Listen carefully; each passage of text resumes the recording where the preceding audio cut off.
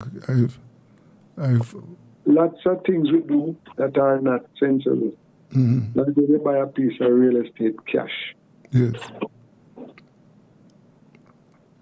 When you buy a piece of real estate cash, you're creating a massive tax liability on your estate. Why am I saying this, Desmond? I am saying, what's the price of the average house now, Desmond? 30 million. All right, okay. So if you have 30 million and you take it and you buy the house cash, that asset in your estate is 30 million, and in a year or two it might go to 40 or 50. Yes. Person dies, this is in black and steel, and it value 50 million. But if you had taken a mortgage on it, then it would be a 50 million asset in your estate, because the remainder on the mortgage is a liability. So you would have the 50 million, 30 million cash somewhere else and the mortgage against this property. And it's the net value that is an asset to your estate. So you see how much tax you save right there. Yes, sir. So the structure of the estate is one. What I mean by the planning. And the settlement of the estate is the next. So people must be careful what they sign for and all this kind of thing, and creating liabilities unnecessarily. If you stand security for a loan and you die, the estate is responsible if the loan is not going well, if it becomes a charge. So we could go on and on and on, but if there's a way to entertain questions, we can be more helpful to individuals who have concerns and have doubts. We have a set of people who I would like to I'd like to talk about on another program. But since we're talking about estate, who owns a company that is a corporation, a company that has shareholders? Who owns that company? Is it shareholders? No. You pass away.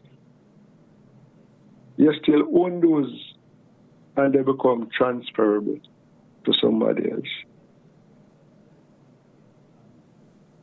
You get the picture, sir? You slipped me there. You're talking about a company that is... Yes. We're talking about making a will and attending to estate distribution, estate planning and distribution, settlement of the estate. Yes. So when you own like stocks in a company, it's a different category of asset. Yes. And how you deal with it. So do we just make up a will on a piece of paper? I keep saying, get it done properly. You may own a business, either fully or in part. That's what we're going to talk about, how to handle it, different types of businesses and the different dangers that the business faces. Yes. So lots and lots of business people, they're doing things like putting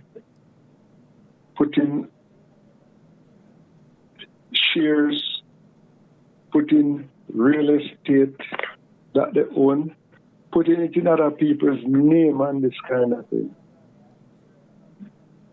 It belongs to them, but they have it in somebody else's name. That is as if they're hiding it?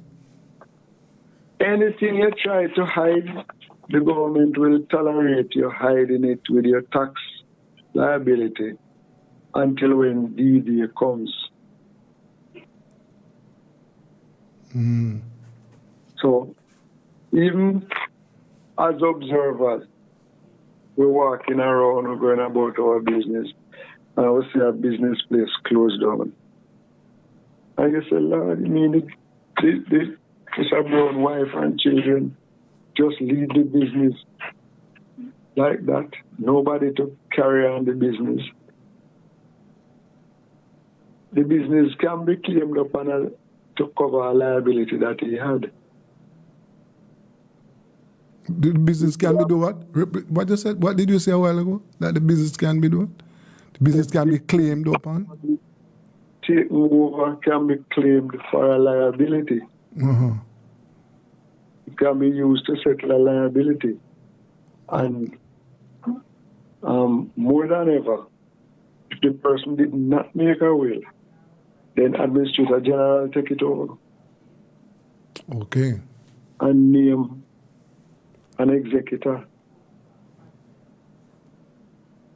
You see the various ins and outs of the issue, and that's why I said let us do it one more time to see if we can reach one more person. Because we're doing a lot of things that catch up on us as business people.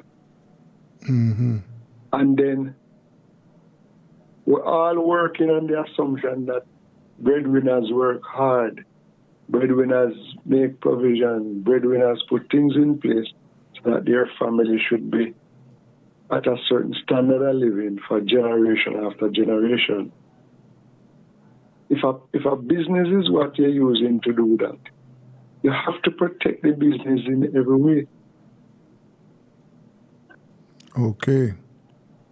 Trucking company, marketing company, advertising company, supermarkets, whatever you have, you need to make sure about the ownership, sure about who you want to be the beneficiary, and be sure that your books are in order.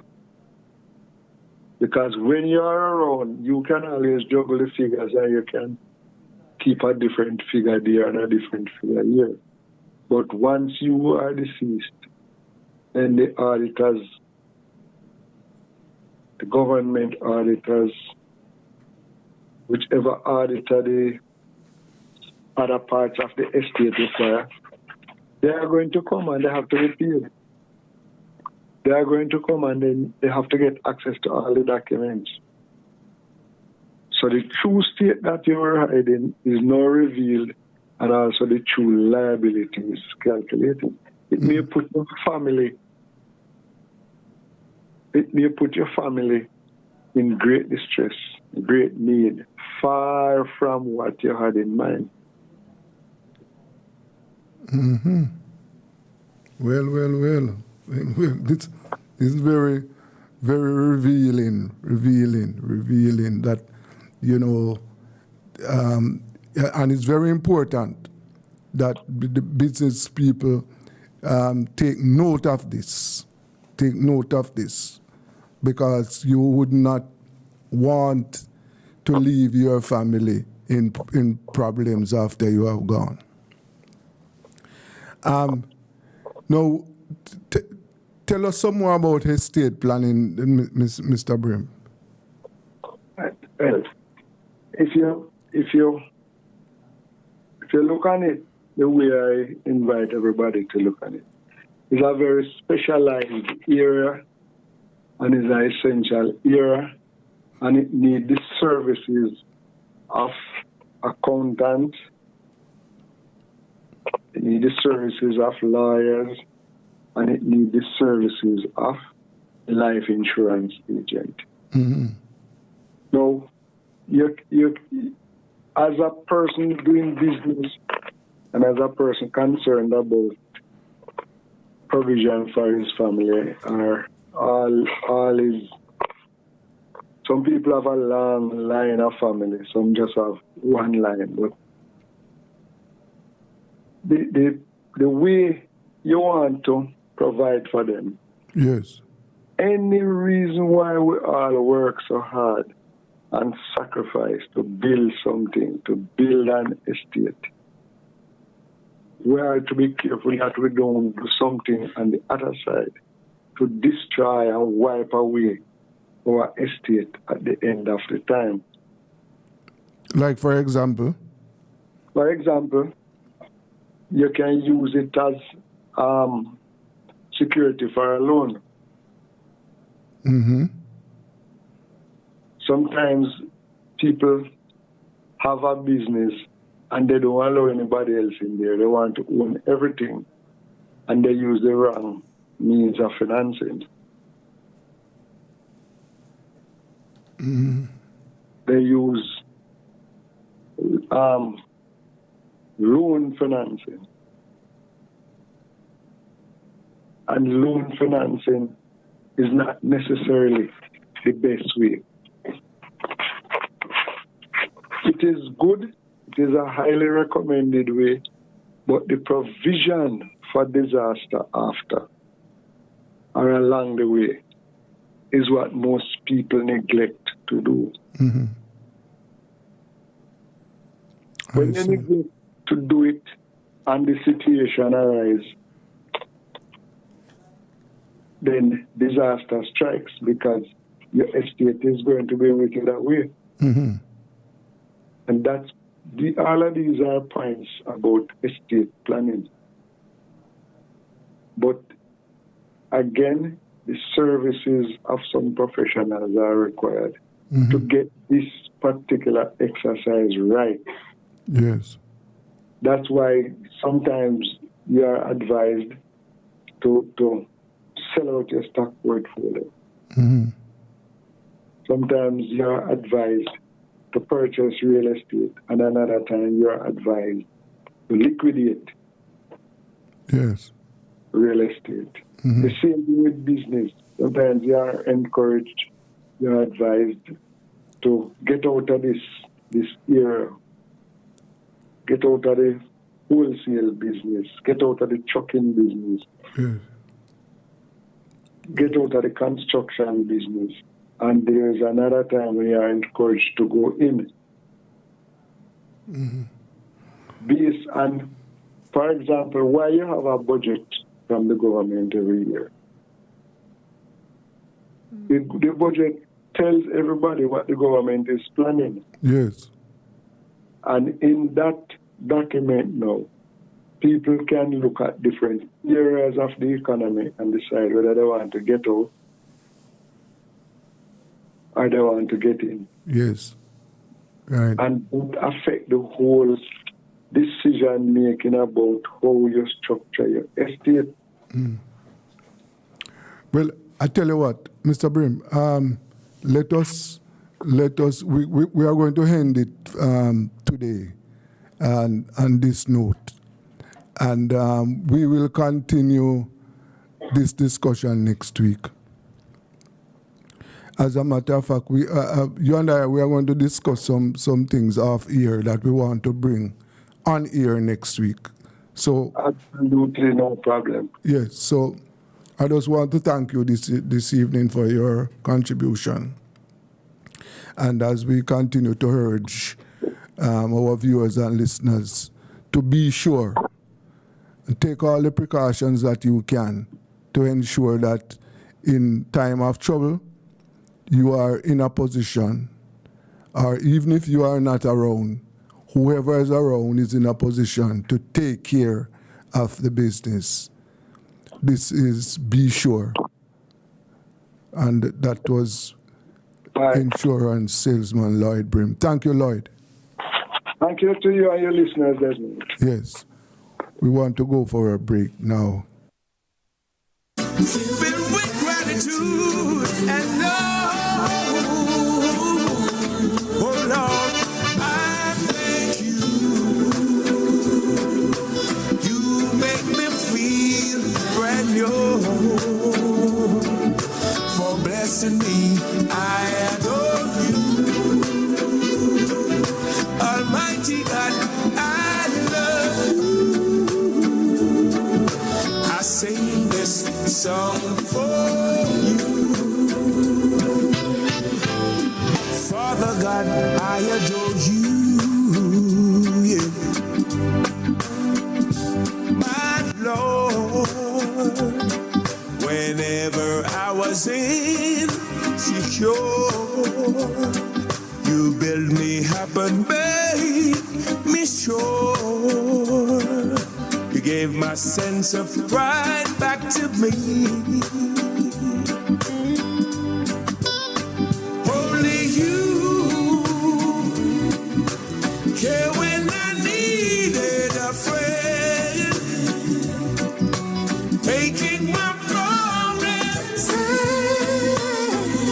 Oh, this song is for you, filled with gratitude and love. I thank you. You make me feel brand new. For blessing me, I adore you.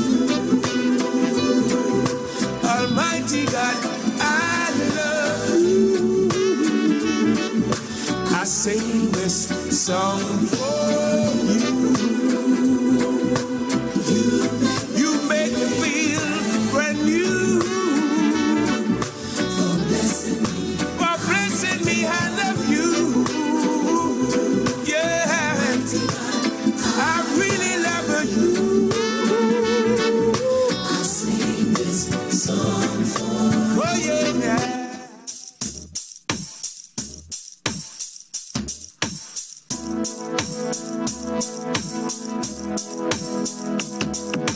When you have trouble, don't cry.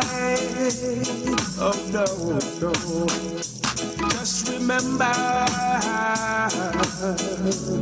that God is standing by.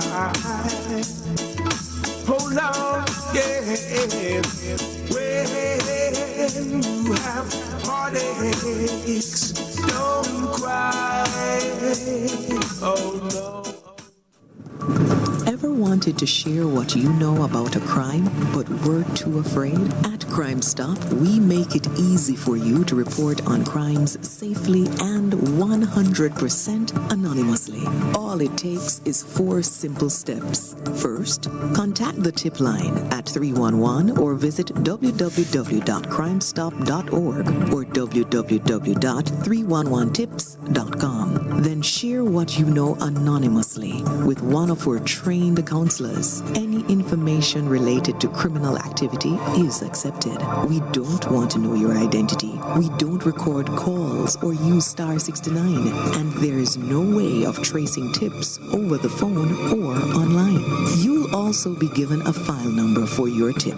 Next, track the progress of your tip by calling our tip line at 311 and quoting your file number. Finally, if your tip leads to success, you will be eligible for a cash reward. Rewards will be paid out upon request through a trusted disbursement agency with verification process to ensure that your identity remains hidden. Share what you know anonymously. Contact Crime. Father God, Most High, to you I give all the glory. Yeah.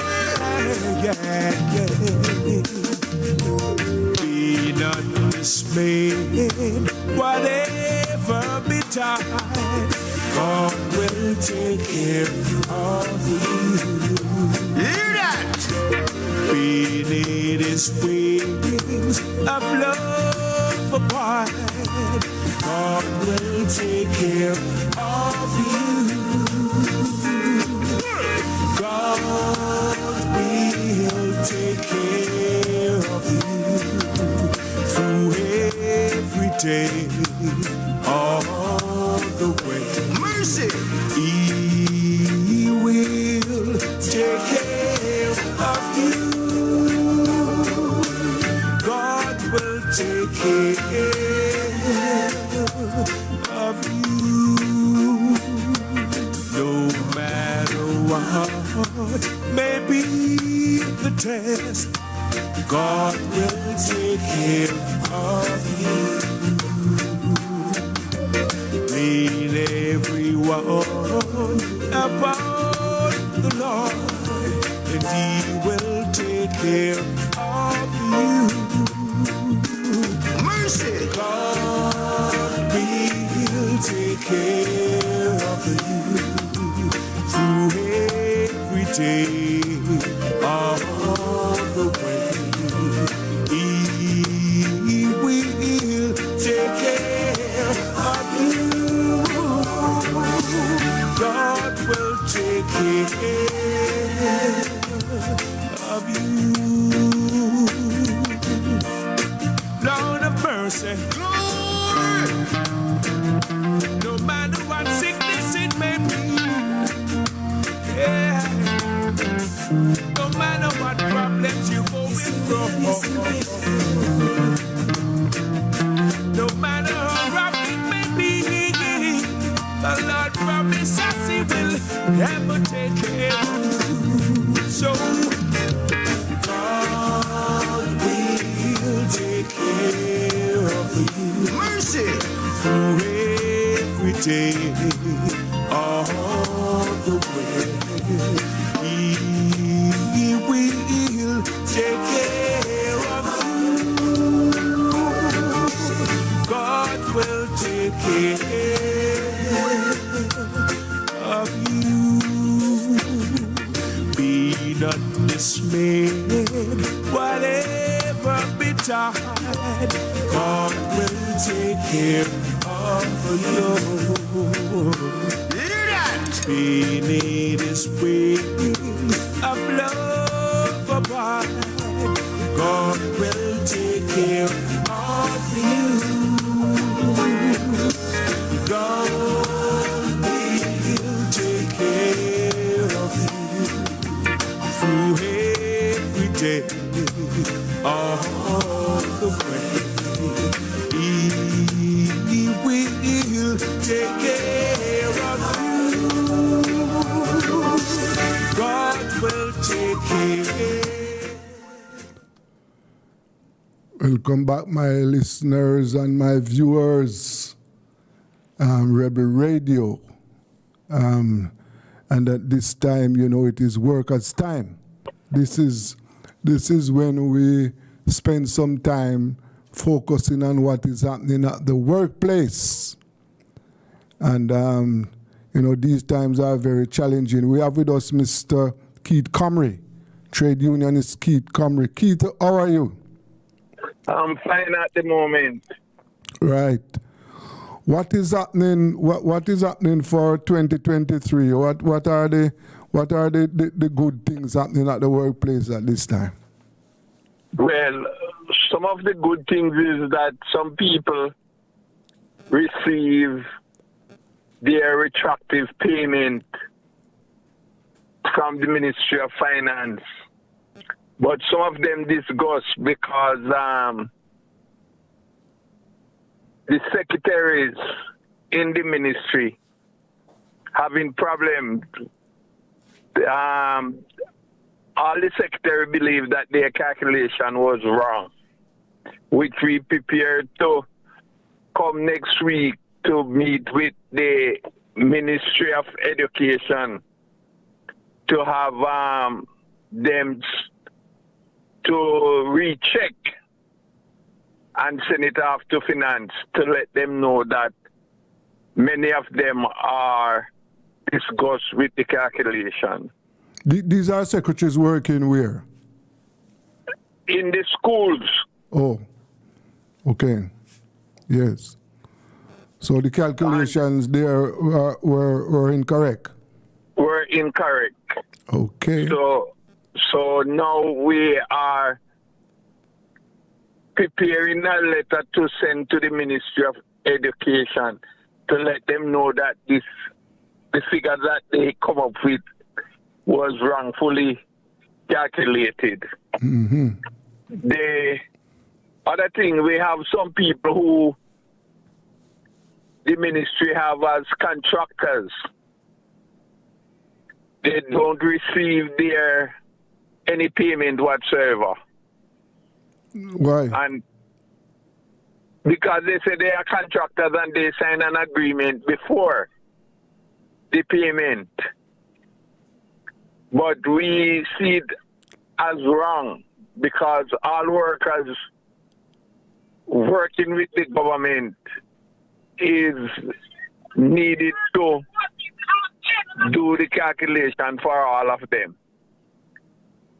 So we are now on the verge of discussing that with the ministry. The government did offer them a loan for Christmas, but many of them didn't take it up. Mm-hmm. So they want to hear about their increase. The Ministry of Finance promised that by next week they will do the calculation. If it don't come through, the workers will pull stump because they supposed to receive it. So we are waiting to have a meeting with the Ministry of Finance to deal with workers at fisheries and Jamaica Railway Corporation. Yes. Mr. Comrade, tell us about the board meeting of the unions, because as you're aware that not only there has been some displeasure among the union movement as it relates to how the signing, how some unions went. In other words, the union movement, there are some differences there, and I understand there has been a board meeting since the start of this year. Tell us about that, no? Right. There was a board meeting to discuss the problems. Yes. However, it was put off to deal with some other issues of the Confederation. Yes.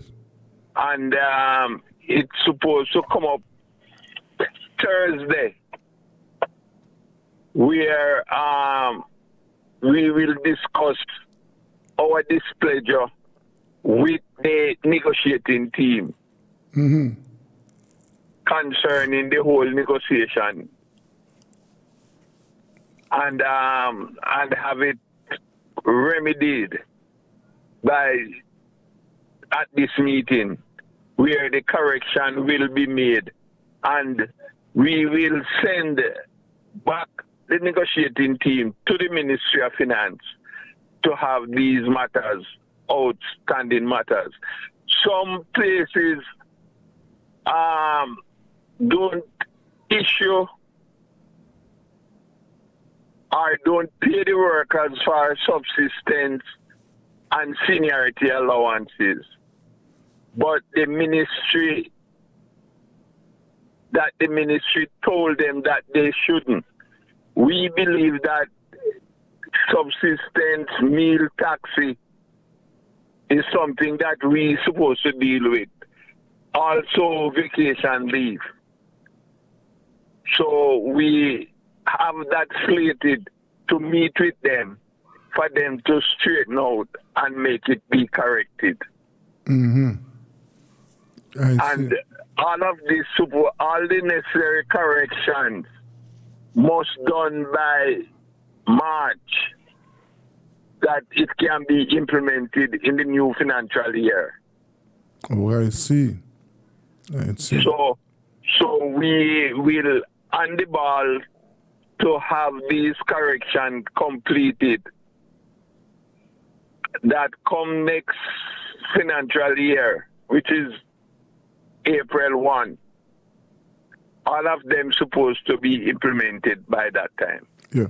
These workers we are talking about, these are workers represented by your union alone? No, you have all the workers where they sign contract with management and some part-time workers don't receive their benefit as yet. So we are dealing with it through the management of the various places and through the Ministry of Finance to have these workers receive payment. Some places that represent by other unions who don't sign, they are in discussion with the government and the matters that it will hope to finish with by the end of March. So we hope and look forward that between now and the end of March, we will have the implementation of all the matters that are outstanding and correct those that were wrongfully calculated. I see. We look forward for that. And we are now talking with union delegates to make sure that people who feel that their retroactive payment are not correct to keep their pay slip and send it to the union office as early as possible. Oh, I see. I see. Now, looking forward, the new compensation package. Are you satisfied? Is the union movement satisfied that? No, they don't. Many of them don't. Right, included myself. So what? And the Union of Schools, Agriculture, and Allied Workers is working on it to make sure. The Ministry of Finance stated 2 days before the payment that they was going to increase the retroactive payment by 2.5%. And many workers don't receive that as yet. So we still have to hear from the minister. When will this 2.5% paid? So we are trying our best to get it and get it resolved. Okay. The Jamaica Railway Corporation, their retroactive and current salary are outstanding. Plus, so that those salaries were not included in the compensation package. no. Okay. And plus, there is some outstanding matter between the Union of Schools, Agriculture, and Allied Workers and the railway management, which the Ministry of Finance is holding over the past 2.5 years, which we hope that will resolve by between now and the middle of February. If not, we're going to ask the workers to pull stump if they don't do that. Okay. So tell me something. Why those salaries were not part of the compensation package? Explain to me why. I don't know up to now. They said that the time was rushy and the calculation wouldn't be completed by that time. Okay. That's what. So we hope that between this month and the middle of February, it is completed. Yeah. No, so those are some of the areas of disagreement with your union. Now, do you know do you know what are the areas of objection of the other unions? The other unions have complained of the calculation and how the payment will go, and also for the contract workers. Mm-hmm. So with that, they are trying their best to have the Ministry of Finance deal with it. Yes. That they can be part of the signing when the time comes. Yes, yes. But you know, you used a term a while ago, the contract workers. This contract work is an issue that I know union leaders have been talking about. Right. We didn't agree with the contract, and we don't agree with their payment. Yes. But so now we have the ministry to outline to us why and how come they are not the part of the whole agreement. Who is not? Who are not part? Who are you referring to? When you said who, the ministry? The Ministry of Finance. Yes. No, because they're responsible for all the payments. Yes, but I am talking about the contract work is an issue that I know the trade union. What are the plans so far to deal with the whole issue of contract workers? We disagree with contract for any workers can be on contract for doing the same work that the other workers who are permanently doing. Mm-hmm. And one of the things they've been telling us, we don't get the permission to appoint them. Mm-hmm. Right. Some of them, like fisheries, they put them on secondment, but still they don't do the calculation for them to receive full payment. Yes. Right. So I expect the union movement jointly, collectively, to be coming up with a position against contract work. Right. We will come up with it. From now on, every claim that we have will go against contract workers. Yes. Mm-hmm. And we don't want any contract workers, and we don't agree for you to employ people for a long period of time and don't appoint them. Yes. Okay. And I see where the Ministry of Finance this week announced new.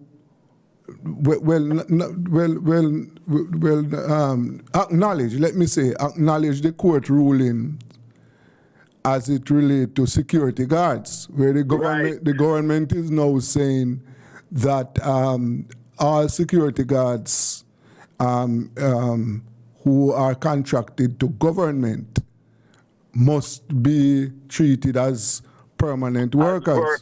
Right. Yes. So we look forward for that to come true between now and March, and be compensated the people by their employer. Yes. And is the trade union planning to make a move to have them unionize? Yes. The trade unions movement and even those that are not a part of the trade union, like UK, they are on the ball with it, that these people should be permanently employed. Yes. And they are going to make a collective move to get these workers unionized? Right. They are doing that at the moment. Okay. All right. So that should be one of the objectives of the trade union movement this year. Right. From where you sit, what are there any other new move that you expect to advance, the union movement expect to advance this year on behalf of the workers?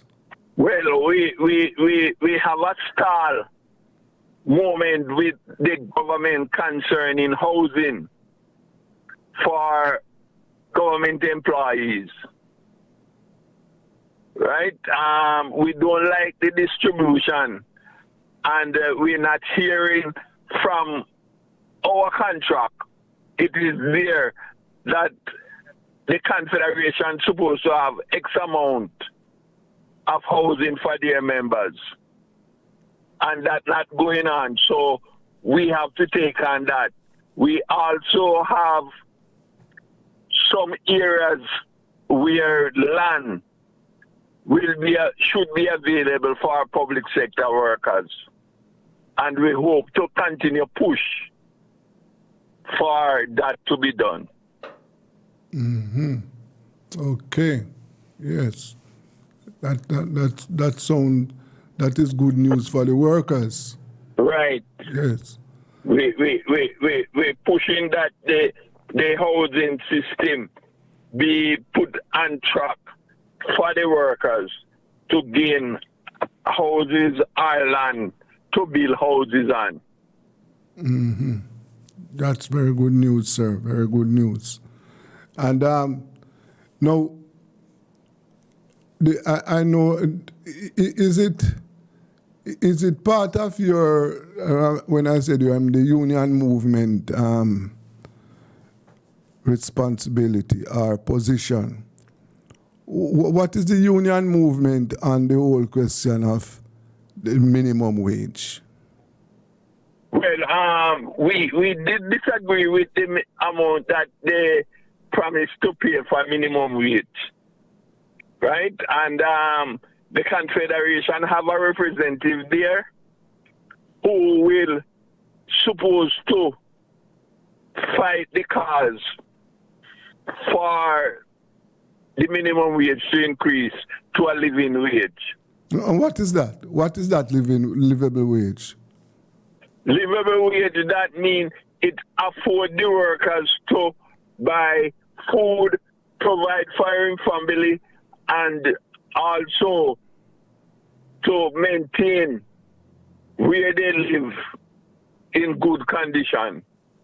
So about how much money that the union movement is suggesting per week?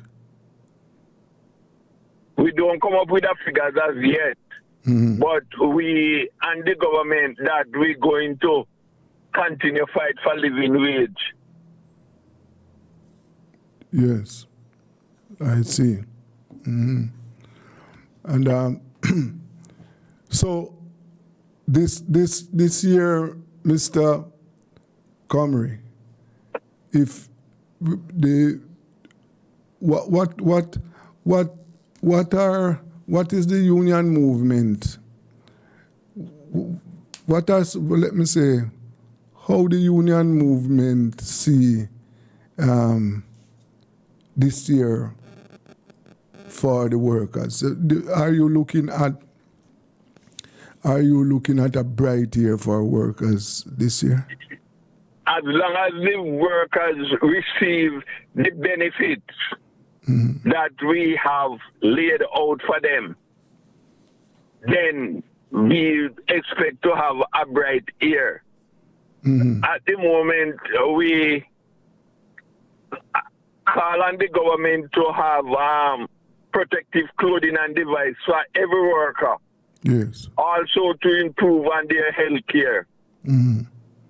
So once we get through that, then we will make sure that be implemented across the island. Okay.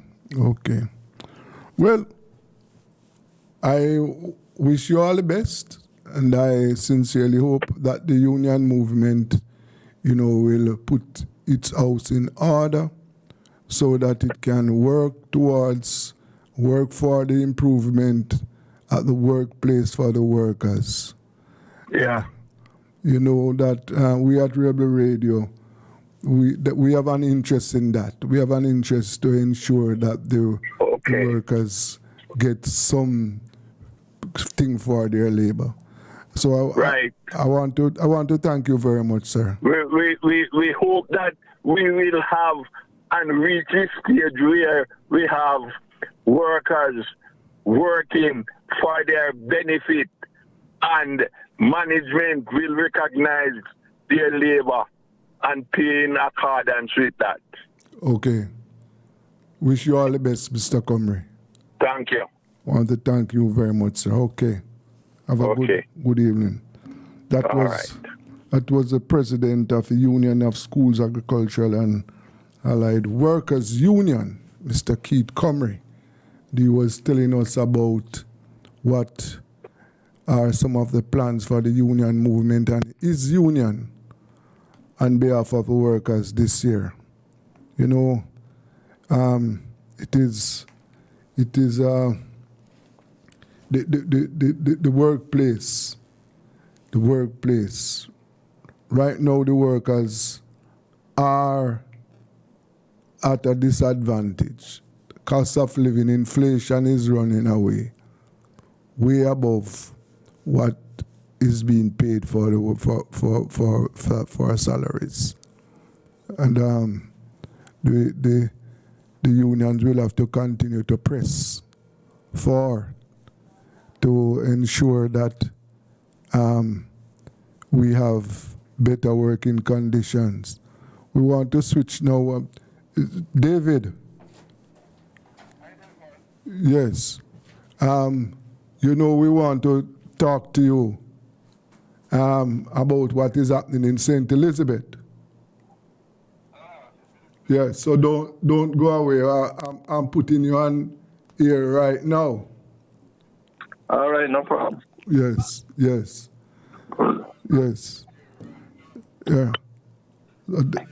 We are now want to just switch over and go and talk about what is happening in St. Elizabeth, touch on some politics, some local politics in St. Elizabeth.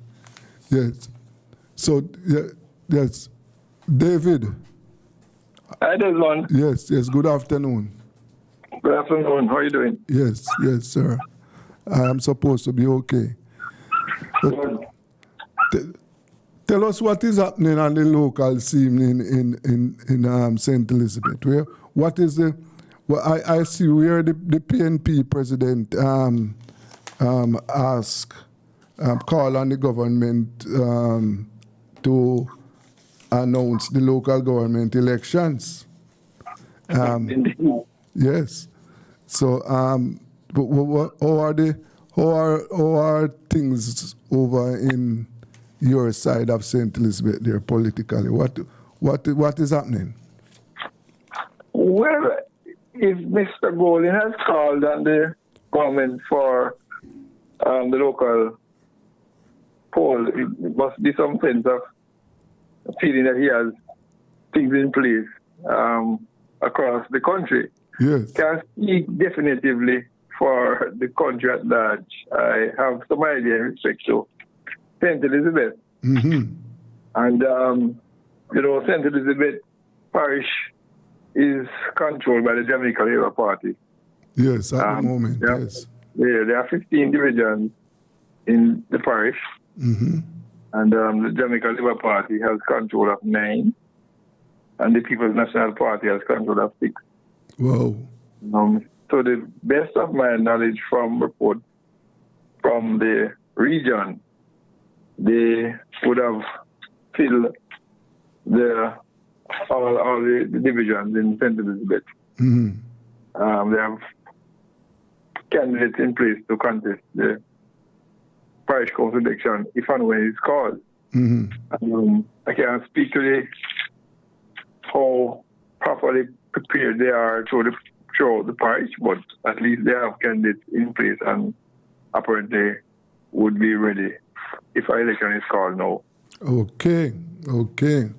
So, Yes. so for example, what is happening in where is that now? Southwest? Well, but in respect to the general, I mean the PNP or the general politics. Well, generally, but I mean, what? For example, who are the likely candidates for the PNP in your neck of the woods? Well, Southwest, yes. Yeah. So, in respect to this specific with the constituencies as they are now, Yes. while the PNP seems to be better prepared for the local poll, it doesn't seem that they are all that prepared for a general election. And what I mean is that there are 4 constituencies in St. Elizabeth. Mm-hmm. South, east, southwest, northeast, northwest. Of the 4 constituencies, remember now that Jamaica Labour Party has control of all 4. Yes, of all 4. Right. And from the 4, there are, I think, only one that's northwest, which we know the PNP has not been able to gain a seat for some time. And it's considered to be a stronghold for the Jamaica Labour Party. That is J.C. Hutchinson's seat.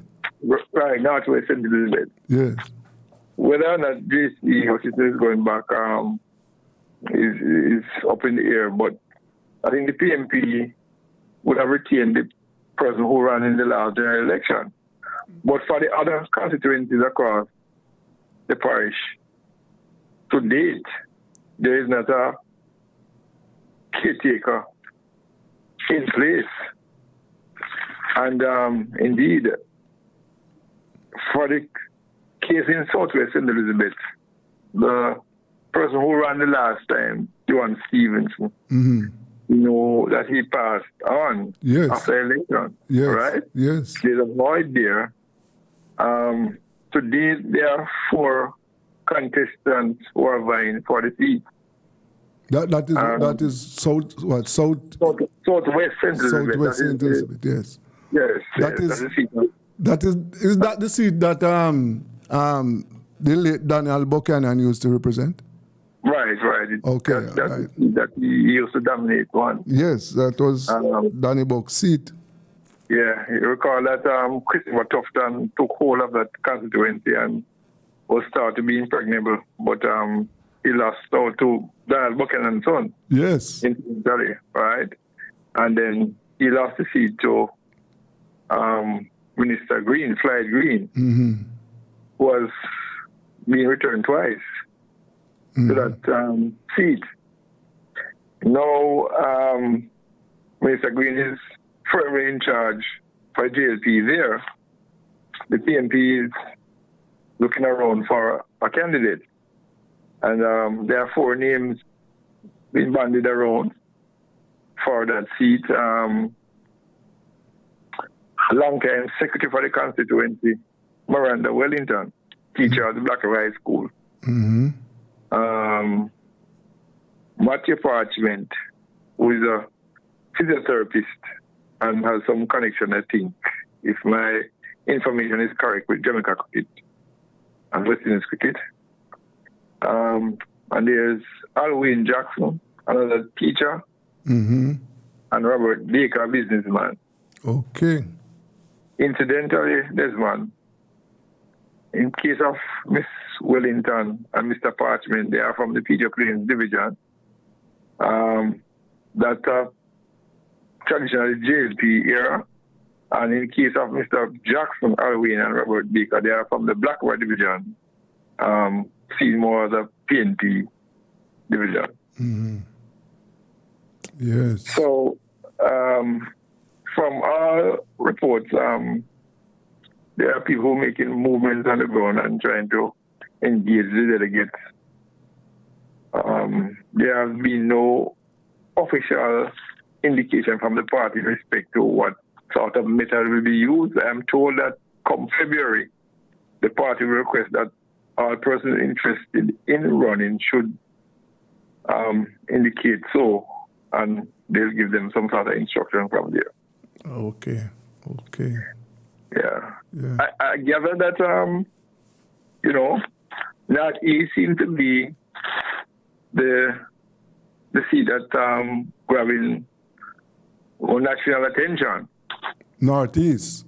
Right. And I wonder why. Well, for more than one reason. But let me just say quickly that Delroy slowly, the incumbent MP for the Jamaica Labour Party, he would have upset Basil Wade the last time. And yes. not easy. Yes. Not easy seen as a traditionally strong PNP era. But this man, as I mentioned, Delroy for the MP commiseration because he lost his wife last week. Wow.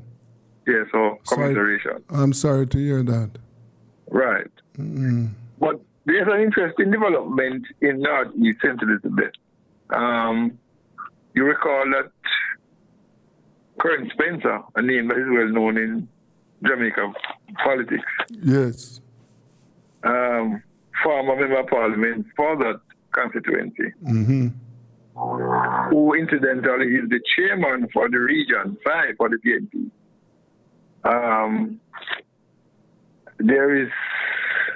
There seems to be an ongoing sovereign war, if you want to use those words, for that seat. And though Spencer has not indicated directly that he has an interest in going forward, those of us in the political know will understand that he has an interest to be returned. Okay.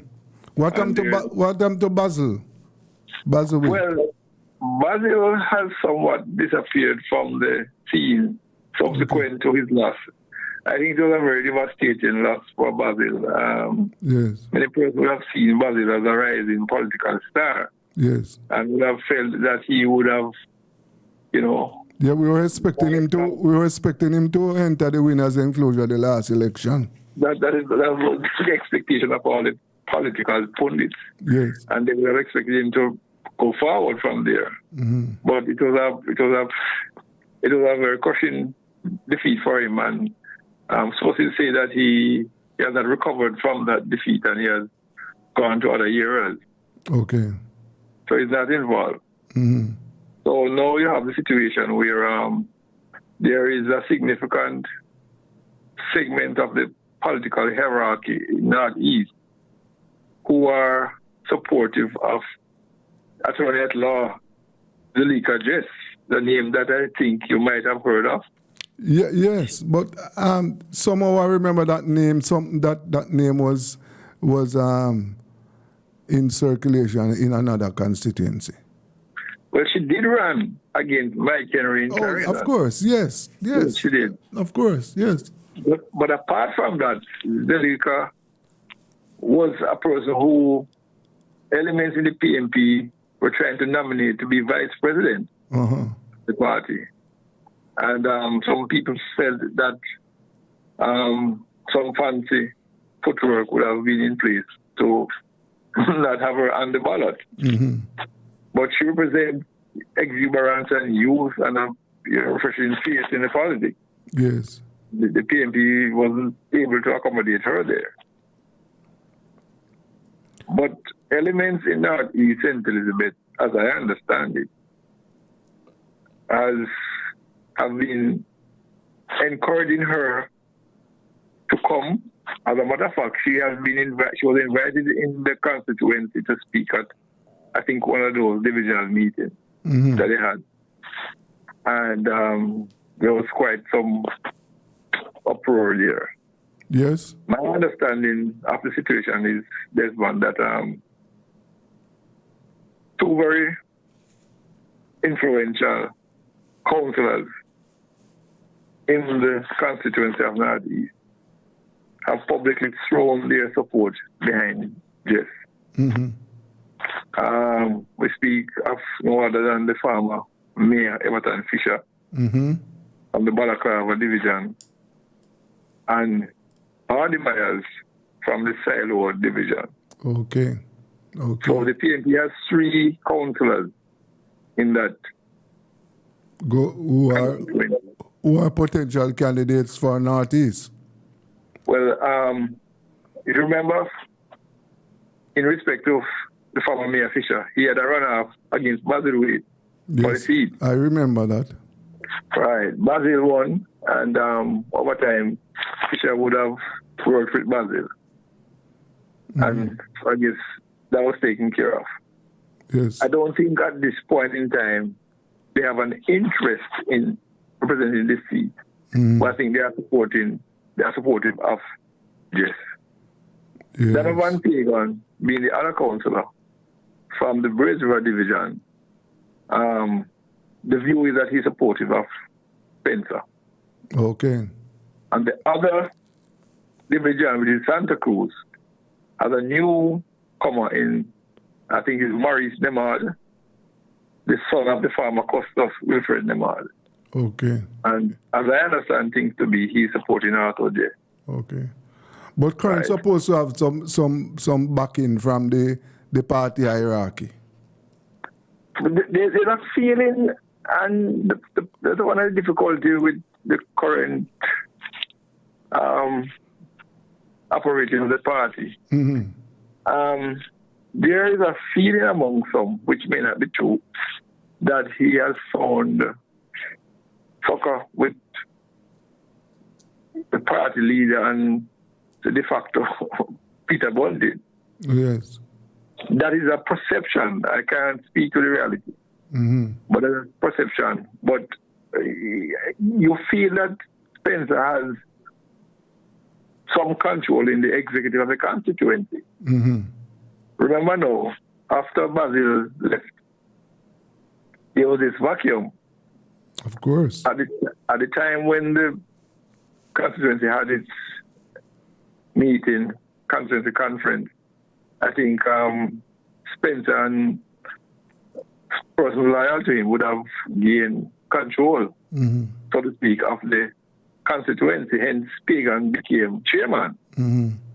Now, Pagan is a long-standing councillor in the Northeast constituency. But some view Pagan to be an underachiever because, remember now, he wasn't able to be named as the mayor. He was there for 3 terms. And he wasn't named as the deputy mayor. And some people felt that he has not made a step up. Okay. However, he is starting to be supporting Spencer. And it's a next reality. And the whole game, Desmond, there was an accusation that Brazil division, in which Pagan represents, fell down badly, hence contributing somewhat to Basil's demise in the last election. Okay. Yes. So it is felt that Pagan did not perform. The division did not live up to reputation. Yes. Or what people expect, the expectation.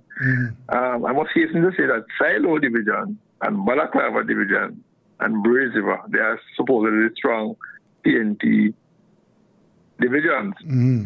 I know that Silo is pretty strong. They won by, PNP won by, I think, 77%. Yes. Balaclava also by 67%. So the hands of both Fisher and Myers seem to be, strong there. Yes. So we are watching to see how the party will deal with this issue. Tell me something, David. What happened to the former MP for that constituency? You mean the PNP MP? Oh, you mean Mr. Redman? Yes. What happened to him? He's around.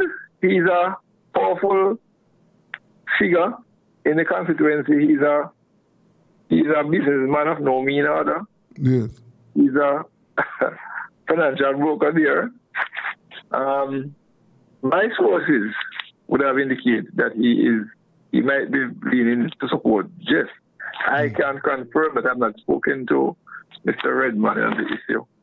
But that is some sources have been saying. I don't know if they have playing the politics. Does remind listeners. I mean, why he backed out again? So well, really,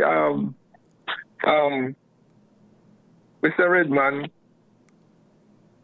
of his own volition, did not seek re-election the last time. Yes. But you must understand that entering into the political arena was a distraction from his business. Okay. He has been those business arrangements across the Santa Cruz era. Yes. And I think there was this issue, a divisive issue, when Raymond Price et al. Was moved. Yes. And there was a little bit of unsettled atmosphere there. Mm-hmm. And the party felt that they needed to have somebody who could come in and stabilize it, that don't have any side. Mm-hmm. At that point in time, persons were communicating that Fisher, the mayor, should have gone. Mm-hmm. But he stayed as mayor, and Mr. Redman came in and, sort of answered the call to quiet the things and take a neutral position. Mm-hmm.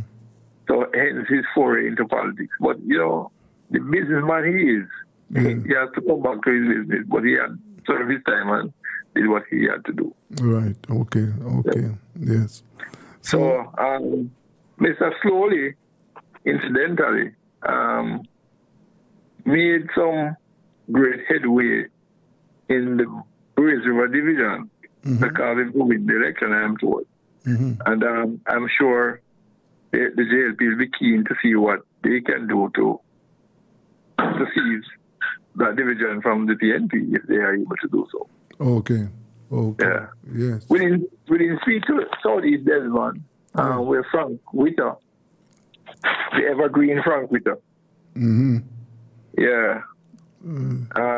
Well, we're not sure if Frank is returning when the next election is called. But interesting enough, he is likely to be challenged if he's there by a young lawyer, attorney at law, Ian Stevenson. And Ian Stevenson happened to be the nephew of Ewan Stevens, who had run for Southwest Elizabeth, and who at one time had an interest to represent Southwest Elizabeth, but he was encouraged to move to Southeast. Mm-hmm. And so they are there. And that is this picture emerging on the broader space of the politics. Mm-hmm. Now, for the local government election, as I said before, the PNP has 6 and the JLP has 9. The PNP would need to capture at least 2 seats from the Jamaica Labour Party if they have any chance of seizing the council and getting the mayorship. Yes. And if we look at the figures from the last election, there are 3 divisions that the JLP won with under 400 votes that the PNP would have to target if they are to, get the majority. Yes. And that would be there's Malvern division, Newmarket division, and the Brompton division. Yes. What is the party chances in those divisions? Well, if you remember very clearly that in the case of the Brompton division, I think the JLP has won that only twice. The last time I think it was 1981. That's the division of the former J.G. Myers. Mm-hmm. Yes. Once considered to be almost impregnable. Yes. So the vote count was, I think the PNP lost it by 300 and probably 40 something votes last time. And they feel that they can recapture that division. I know that there's a young school teacher, O'Neill Buchanan, not related, well, I'm not sure, So maybe to Donald Buchanan, he's there working the seat. He's there up against the incumbent witness Simit Curry, I think. And Malvern division is a division that the PMP and the JLP has exchanged over time. And the JLP secured a 212 majority. So they may want to look to see if they can steal a march and the JLP there if they want to get back the council. Right? Newmarket is the next division that they lost by 364. But Newmarket over time has been considered to be a JLP, a more pro-JLP division. So it is interesting to see what will happen. There's a new candidate in place, and we have to wait and see. There is some excitement about the Peter Plains division, where B.B. Coke's grandson, Gary Coke, is up against a new candidate. And if you remember the disagreement, the falling out in Southwest St. Elizabeth, where so they say that the preferred person was not selected.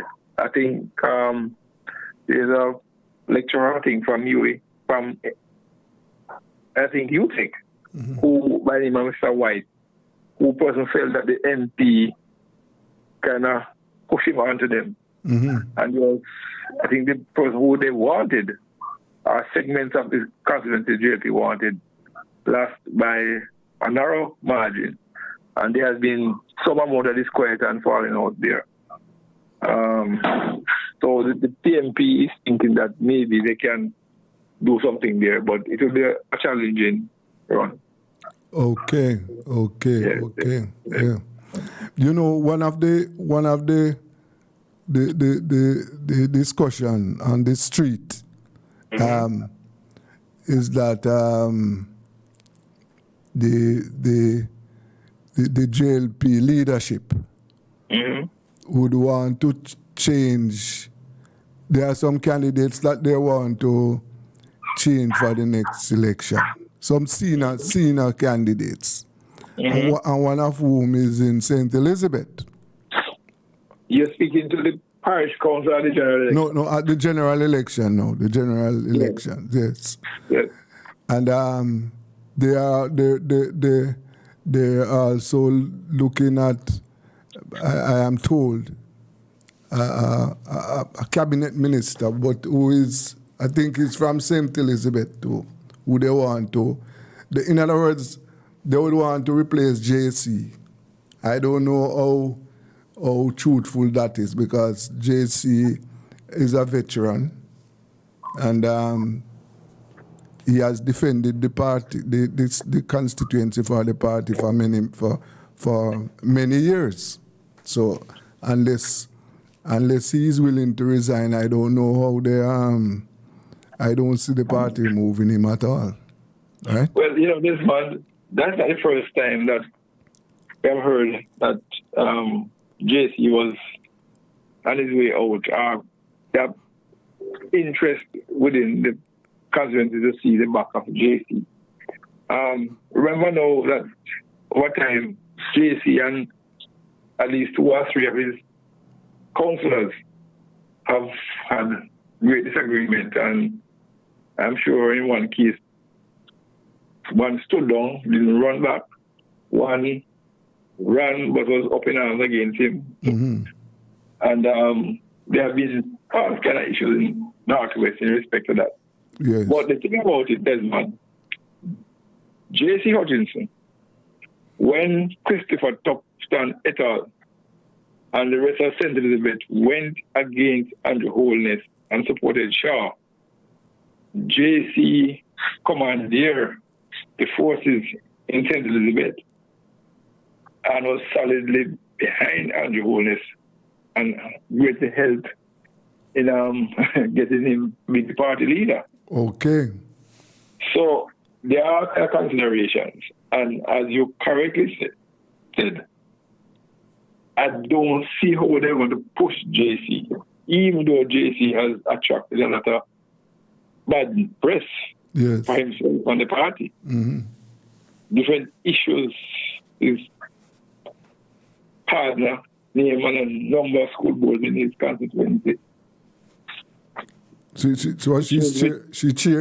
the chairperson? For a number of schools in the constituency, it was revealed. A number? Number of schools. and there have been issues with the land and all of that. Yes. All sorts of things. But he's a survivor. And he's there. Yes. So I can't see if JC hasn't made up his timetable. I'm not sure how they're going to host him. And as a matter of fact, it seemed it would be somebody from outside because I'm not recalling that somebody is being groomed inside the constituency to take over from him. All right. Yes. So, as we speak right now, is that you are saying that the PNP has a lot of work to do. Much. Yes, at both at the national level and at the local level. There's a lot of work to do.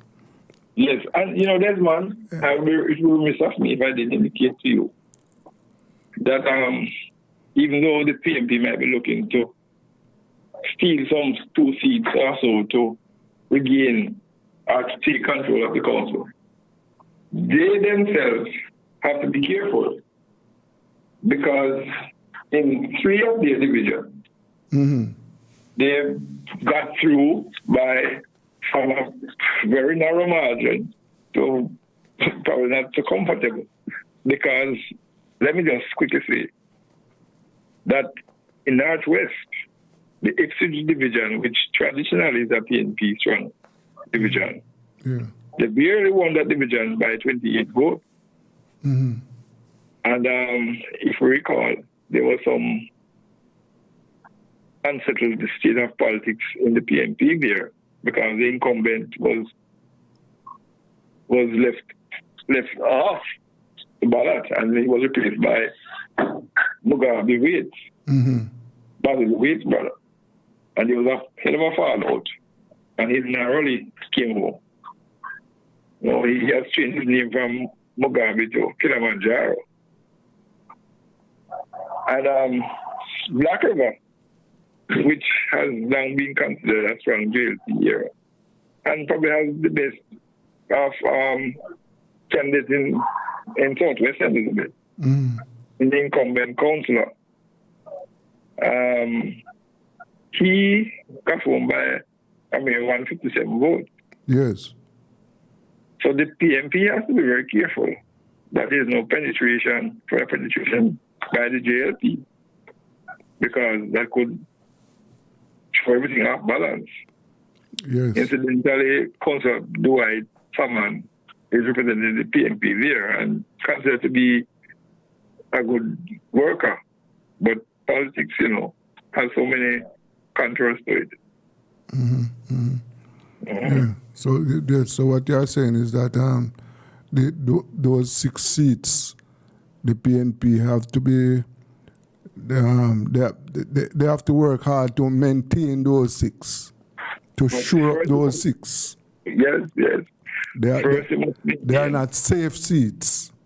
Right. Yes. Right. By the numbers, Yes. And we have seen how politics over time has had so many surprises, so many changes. You have to be careful what was considered to be safe one time. Sometime in politics is not safe anymore. Yes. And David, the other thing is that, there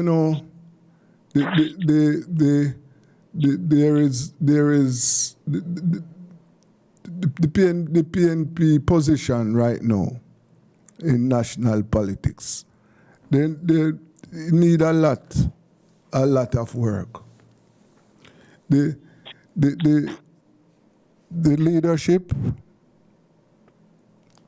has not been able to motivate the base. In other words, too many PNP people are,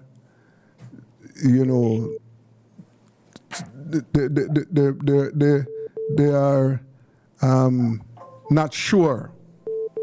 The base needs to be motivated right now. Would you agree with that? There's one. When I spoke last year to some comrades in the constituency, and I said that the leadership, I think a few took offense and probably narrowing it down to be the leader. Mm. So when we say leadership, we mean the whole hierarchy of the PNP. Yes. Because I wouldn't be pointing about Mark Golding person, but the leadership. And it's a fact that it seemed to me that some of the experience that the PNP had is not there anymore. And it's, I won't say neophyte, but the existing structure needs some sort of experience and some sort of guidance, as far as I'm concerned. Yes. I think that is one of the biggest challenges that Mark Golding has. He doesn't have the experience and expertise of those of yesteryear. And remember now that the General Secretary and Mr. Bunting are two persons that people still view within the PNP with suspicion in respect to the roles that they might or might not have played the leadership debacle. And again, the leader of the PNP, I have observed, Desmond, that he has been willing to be all around the country. But one of the difficulties that he attracts sometimes is individuals who have served over time and might have fallen out of grace with different constituencies and constituents. And they are seeking at times to find relevance through his company. And some persons are attaching the leader with some persons that are saying, no, we are kind of taking a back seat. Mm-hmm. So it's a very delicate road that Mark Golding has to be charged on. He needs to engage himself with all comrades, I suppose. Yes. But at the same time, people have to know how they place themselves with their own conscience at times. They must know where and how they must position themselves. Because by positioning themselves sometimes, it's creating some challenge and difficulty for Golding. And that is one of the reasons why Golding's showing might not have shut up.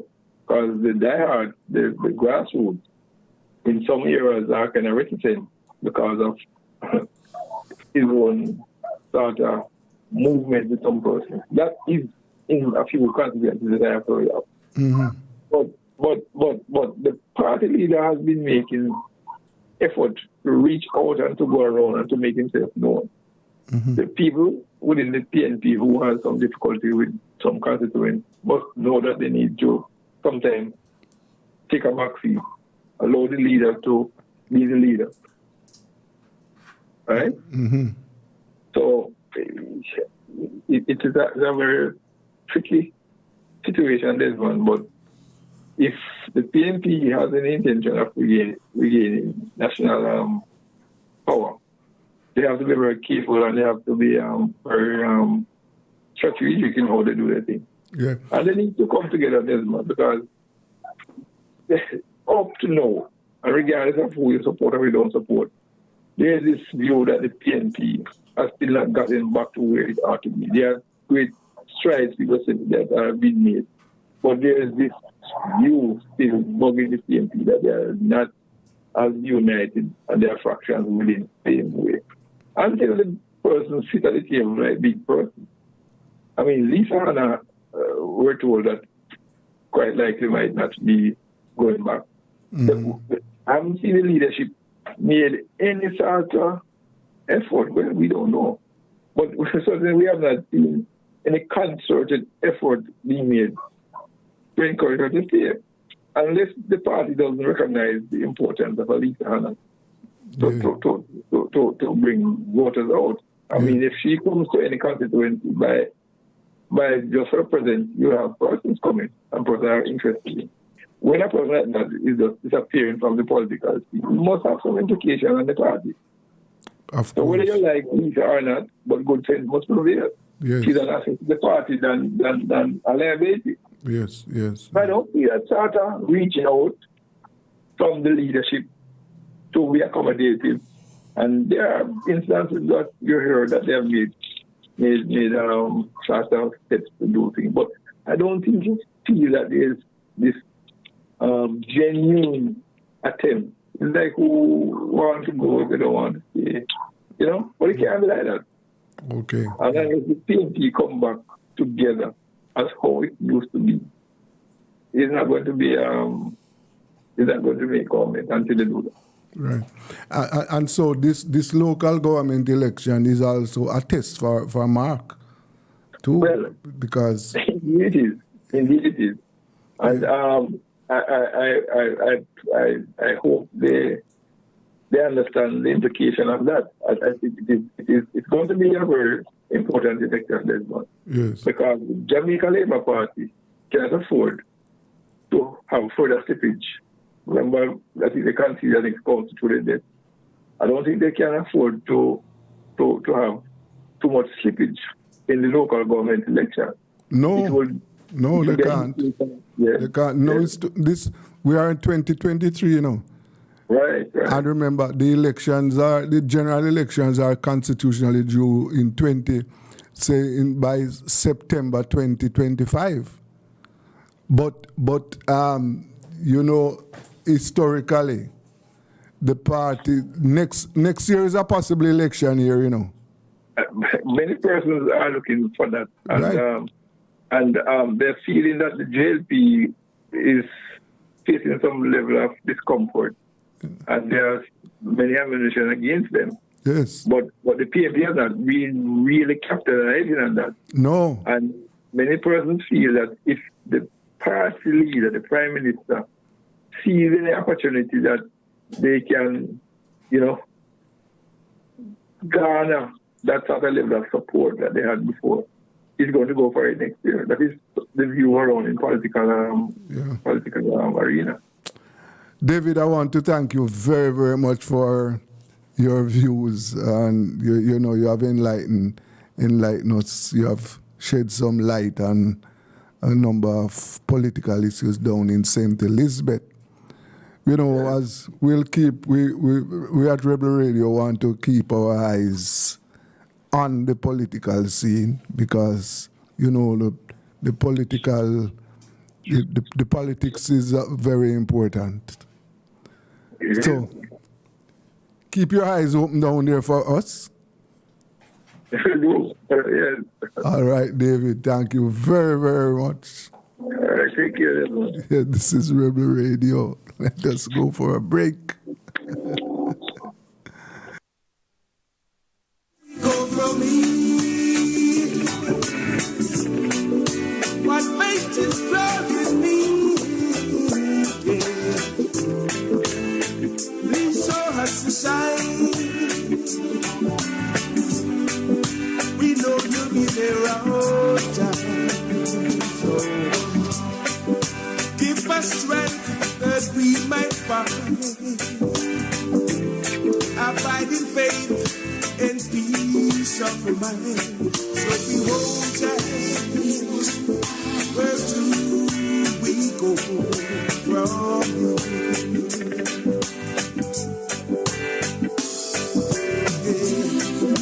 Lead me through the darkness and through each gloomy day. Take my hand, oh precious Lord, and help me on my way. Give me strength that I might find abiding faith and peace. goodbye. So I won't ever ask you where tobacco from. Oh, right now, lead me through the darkness and through each new day. Take my hand, oh precious Lord, and help me on my way. So give me strength that I might find in faith and peace of mind. So I won't ask where do I go from. Oh, right now.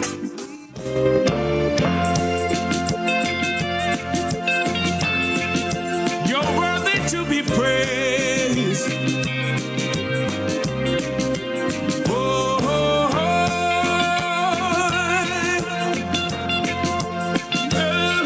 oh, yeah. You are God,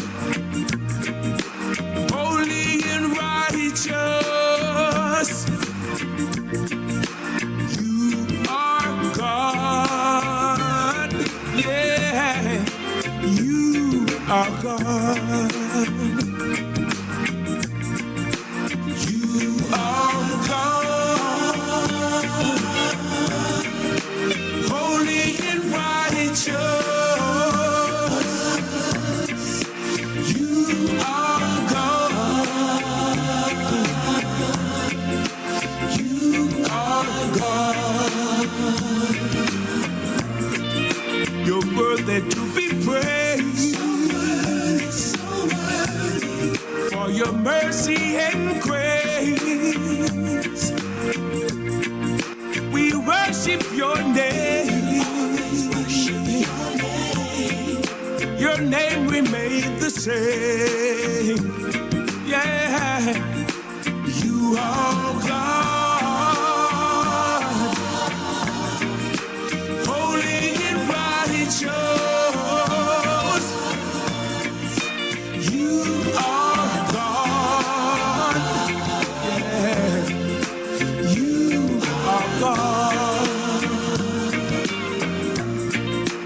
You are God, so holy and righteous. You are God. You are God. We lift up our hands and bow in your presence.